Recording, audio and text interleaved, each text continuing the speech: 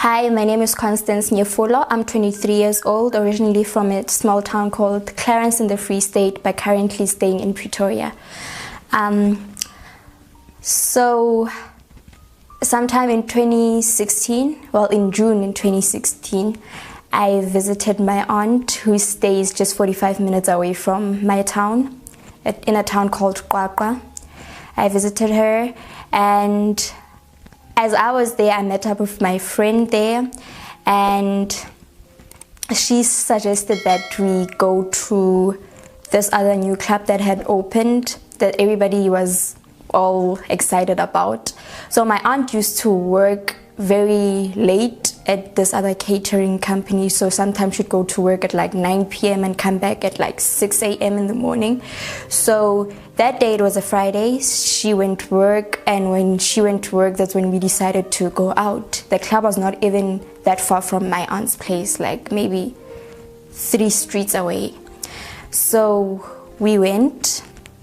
When we got to the club, I met up with a friend that I went to school with, but he was a few grades ahead of me, so we were catching up and asking each other what we are now doing in life, and stuff like that. So he wanted us to catch up some more, and he was running out of cash, so his place was like a street away from the club, so I went with him. We exchanged our jackets because I was wearing a cardigan and he was wearing a warmer jacket, and it was cold, it's winter. It was the 25th of June.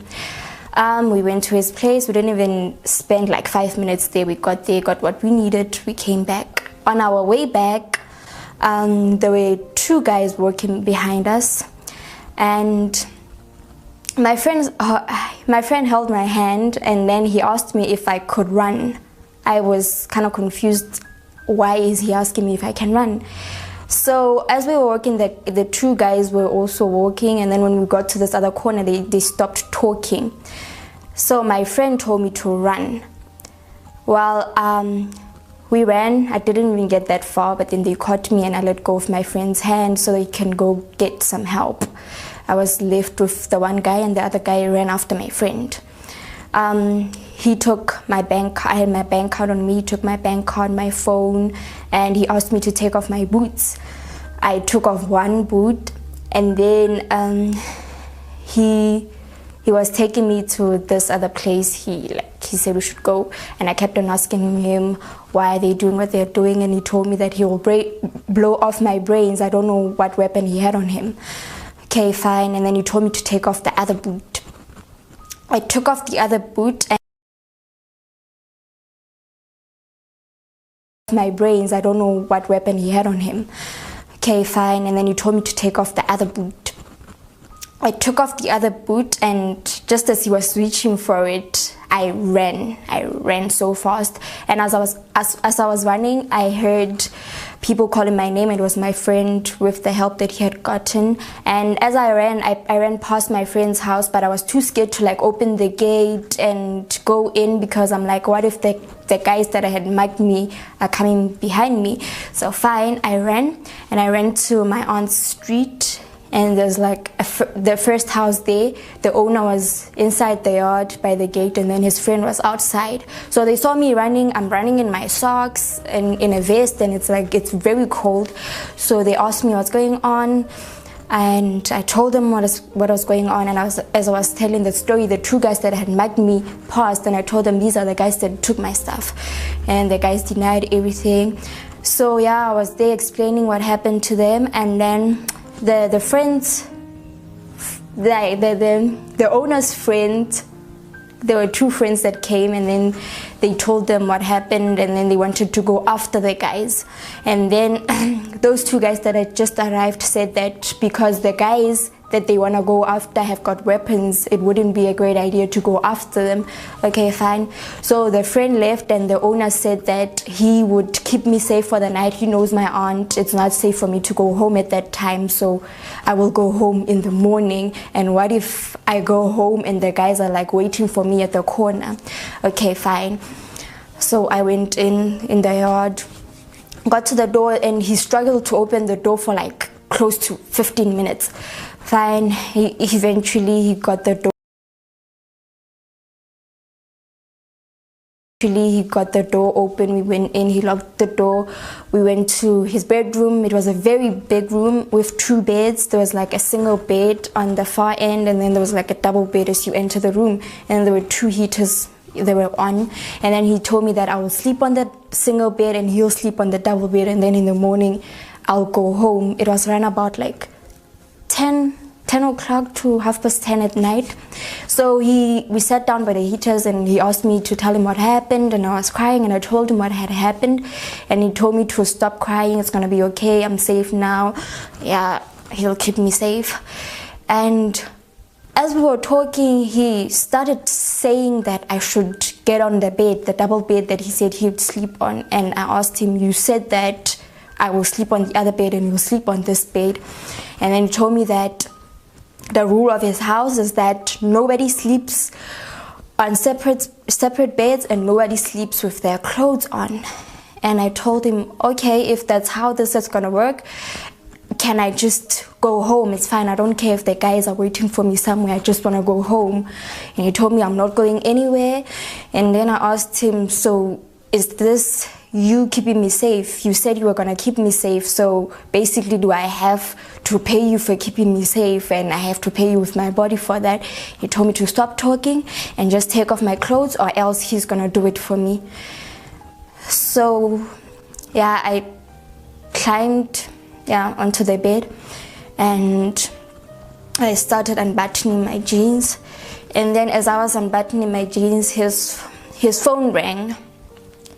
As his phone rang, I don't know what I was thinking. I tried to like run away as his phone rang. I tried to get off the bed, and as I was trying to get off the bed, he caught me, and then he strangled me by the vest that I was wearing. He strangled me, and I started screaming and shouting and kicking, and he told me if I don't stop what I'm doing, he is gonna strangle me to death, and then he's gonna bury me in the house, and nobody is ever gonna find me. So I then asked him to please use a condom if he's about to do what he's about to do, if he could please use the condom. And he went, he got a condom in the locker somewhere, and then he told me to put it on myself, which I did. And then I took off my pants, and he started raping me. And it went on for like a long time, and he took off the condom and just raped me like that. He even made me put his thing in my mouth, and he took off the condom and just raped me like that. He even made me put his thing in my mouth. And I kept on asking him, why am I paying for him keeping me safe? And he told me things like, I am a stupid girl, I am here sleeping with him, it's the first night, and those guys that had mugged me could have probably done it somewhere by the road, and I would be cold out there. And he let me go, and then he told me that he was gonna do it again in the morning. He stopped raping me at like around 3 a.m. and he told me he's gonna do it again in the morning because he is not satisfied. And he started telling me that me and him are dating. We are gonna get married. I'm gonna be staying in a room in his house. Okay, as he stopped and he fell asleep, before he fell asleep, I asked him to borrow me his phone because now apparently we are dating. And I said I was gonna check the time, but then instead I didn't check the time. I sent a message to my other phone that I had left at home, and I forgot that it had a password. And I told my aunt where I was, what had happened, and that she shouldn't call back because if she calls back, this man is gonna kill me. Okay, fine. In the morning, he raped me again, and then he let me go at like, I think it was 7. And then he said I should come back during the day to get money. So yeah, he walked me like halfway and then he went back to his place. So when I got home, immediately I told my aunt what had happened, and my aunt took me to the police station to go open a court case and everything. So he got arrested that very same day. And when he got to the police station, because he could see me giving up my statement, he was like, oh, this slut, I knew you were gonna say that I raped you. And then so yeah, they took him to the cell and everything, and I went to the doctor to go get the tests and everything done, and then I went back home. So this is where you can tell that our justice system keeps on like failing us all the time as victims. So I went back home, obviously in Clarence with my mom, and the police officer that was in charge of my case came this one time, and he told me that the man was gonna appear in court and then he will come back and update us on the dates that I need to be in court. Fine, which he never did. He never came back to like tell us which dates I'm needed to be in court and everything like that. But luckily my aunt always goes to court and just listens to like court cases and everything. So this one time when she was in court, our names kept on calling my name and my aunt's name because my aunt was going to be a witness. And then my aunt told them that we didn't know anything about us being in court, and they sent 2 officers to go get me from my workplace. So you can imagine 2 officers just showing up at your workplace telling you that you needed at court, you needed to testify on that day. I was so scared because I was not ready to go and testify. I was not ready to see the man. I didn't know what to do. I didn't know who was representing me. I basically knew nothing about court cases. So they got me from work and we went to Qwaqwa for the court case. And when we got there, luckily the judge told me that we couldn't proceed with the court case because it was late. I got there at like 3:30 in the afternoon. It was on a Friday, and he said that I should come back on Monday because this case is a very sensitive one. Okay, so I went away, okay. Came back on Monday, everything, I testified. Yeah, I testified, like I met with the person that was representing me. I testified, and when it was time for the man to testify, he said that he had left me inside the house and he locked me inside the house. He went drinking. He came back at like 6:30 in the morning and he unlocked for me and let me go. But the results did show that I was raped. And they asked him if he went and locked me inside the house, who had raped me. If he had locked me inside the house, was there somebody else in the house with me? And there was nobody in the house with me. And the other thing is they never took his DNA. They only took DNA tests from me, not him. So yeah, so when we asked about why was I only being picked up at work and nobody had told me anything about me being at court and everything, they told me that the police officer that was in charge of my case went on leave, but he didn't assign somebody else to take care of the case and see that I get the right information and dates of when I should be in court. So yeah, that's why I saw that our justice system is just failing us. So after the whole court hearing and everything, the man was sentenced 20 years in jail for my rape. And I never really shared. The man was sentenced 20 years in jail for my rape. And I never really shared this story with a lot of people because the times that I tried to share the story, I would always be judged. I would have people asking me questions as if it was my fault, like, why were you walking around at night? I mean, this is a free country, like there are no rules for where you should walk at what time because we are free to walk anywhere.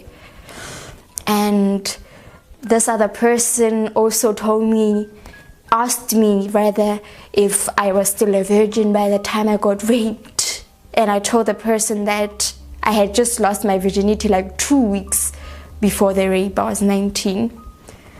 And the person was like, it could have been worse if you were still a virgin. So you see, I've constantly being judged and people telling me that it's basically my fault. And then there was this other person that's that basically is supposed to love and protect me. And the person last year in December, the person told me that he wishes that the person that had raped me had killed me too. And before that, I thought that I was healing quite okay, but hearing those words, it just crushed me, and I went back into being very depressed, because after the rape I was very depressed. I tried to commit suicide. I started smoking cigarettes, weed as well. I started going out every chance that I could get. I would go out on Thursday till Sunday, and because people were not used to me going out, they would ask me questions like, what are you doing here, when they see me out drinking. And they didn't really understand what was going on with me, and I couldn't really share that because I just didn't want to be judged.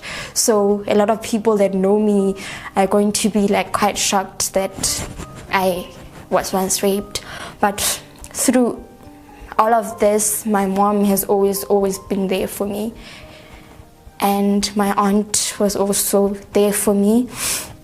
And I'm very thankful that I had that support from my mom and my aunt, even though everybody else was judging me. And a lot of people left me when I shared that I had been raped. People just started treating you differently, like you are different and there's something wrong with you, and nobody just wants to be with somebody that was raped. So I just want to encourage people that are out there and obviously have been